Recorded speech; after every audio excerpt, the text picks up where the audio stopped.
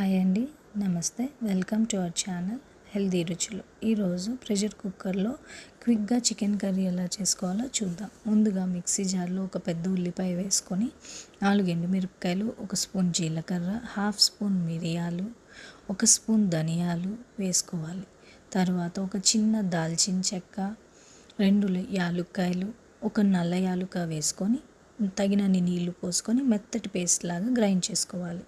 ఇప్పుడు pressure cooker తీసుకోవాలి. దాంట్లోకి 1 స్పూన్ అల్లం చిన్నులపాయ పేస్ట్, మనం మిక్సీ పట్టుకున్న పేస్ట్ అంతా వేసుకొని 100 గ్రామ్స్ పెరుగు వేసుకోవాలి. చిటికెడు పసుపు, మీ రుచికి తగ్గట్టు ఉప్పు, కారం కూడా వేసుకొని ఆయిల్ వేసుకొని ఒకసారి కలుపుకొని తరువాత చికెన్ని వేసుకొని బాగా మసాజ్ చేయాలి చికెన్కి.